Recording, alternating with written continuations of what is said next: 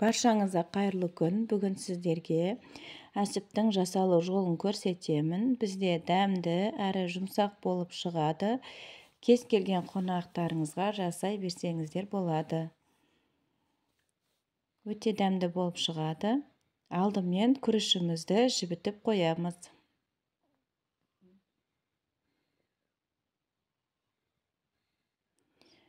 Және кішкене жылы суға жібітеміз. Жібітіп болған соң жуып тазартамыз. Бізге қойдың жүрегі және іш май қажет кішкене, өкпе және бауыр. Барлығын майдалап турап, ет тартқыштан өткіземіз.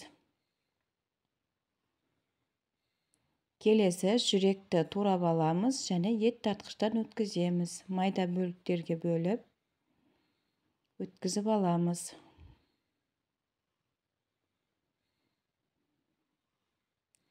Менің арнама тіркеліп қоюды ұмытпаңыздар. Сіздер үшін басқа да пайдалы, оңай рецепттер бар.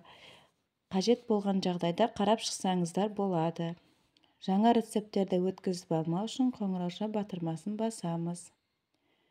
Бізге және де бір дана сәбіз қажет. Сәбізді де майдалап турап өткіземіз.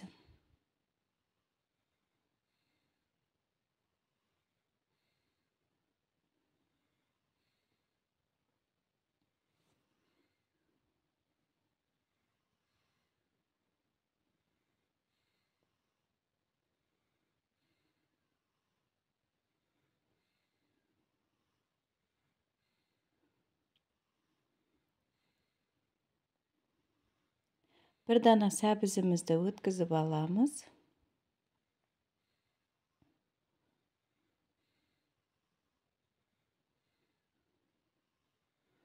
Келесі өкпені өткіземіз.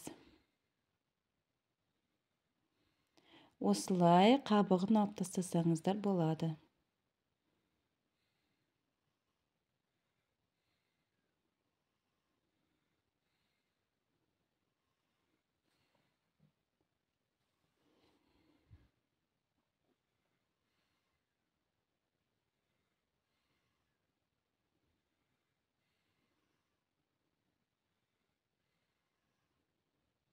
Соңында іш майды өткіземіз.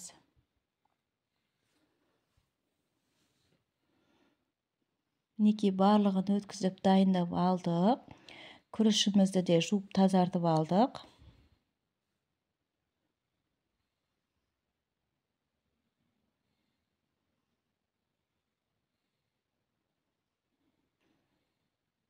Және де бізге бір дана пияз қажет. Пиязымызды майдалап тураймыз.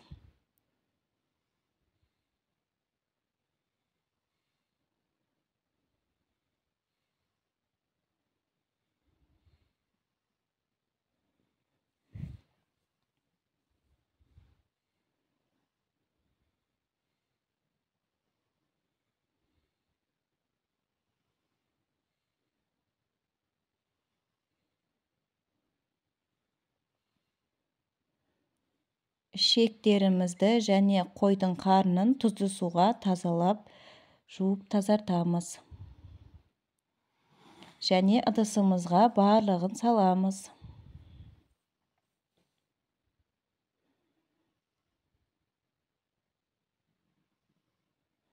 Дәміне қарай тұз қосамыз және қара бұрыш қосамыз.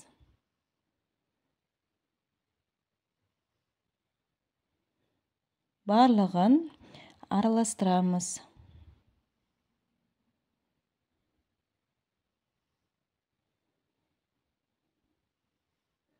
Мұқият араластырамыз.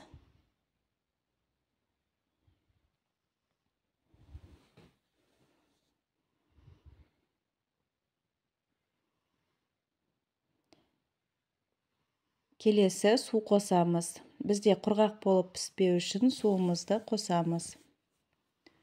Және аз-аздан қосып отырамыз.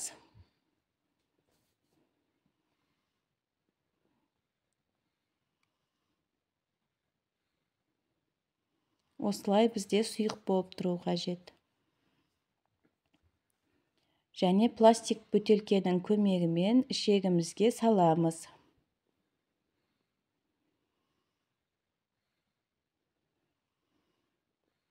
Немесе қасықпен салуға болады. Ішекке салған кезде бізде бос болып тұру қажет. Піскен кезде ол ісінеді.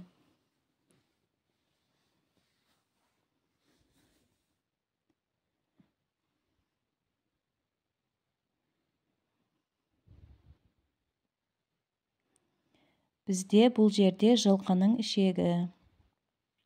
Және инемен тесіп шығамыз.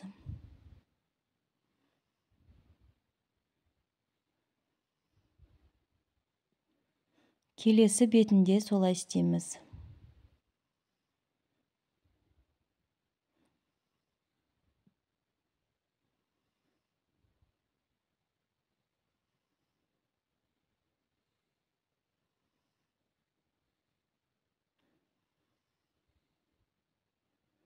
Қалған бөлігін осы қарынға саламыз, қойдың қарына, және ашық жерін тігіп аламыз. Ыдысымызға салып, суымызды құямыз және қайнатамыз.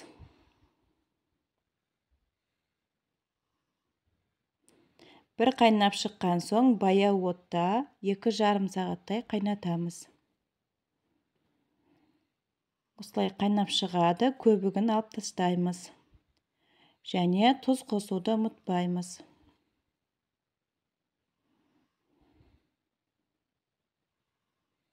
Бізде жаймен қайнап жатыр. Екінші бетіне аударамыз.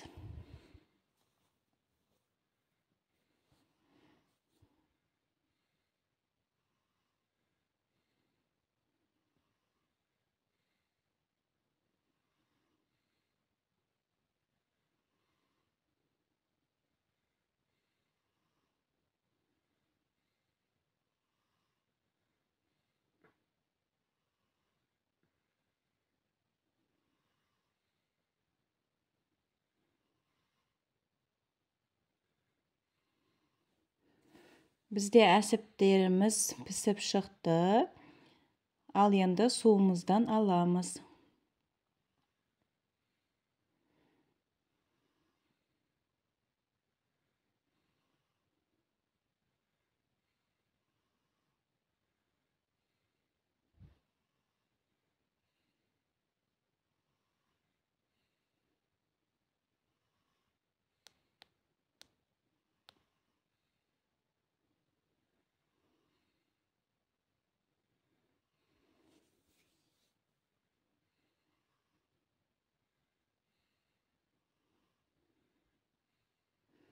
Қойдың қарнына піскен әсіптерімізді кесіп көрсетемін.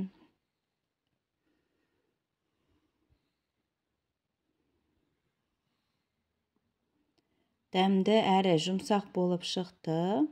Жасап көрсеңіздер болады.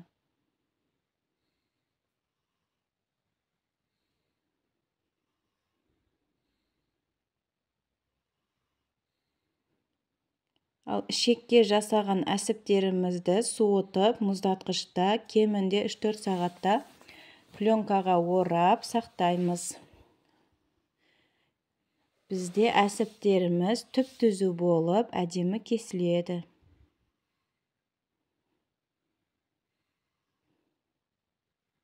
Қонақ күтуге жасасаңыз, осылай мұздатқышта сақтаңыз 3-4 сағат. Және кесіп көрсетемін. Ас болсын.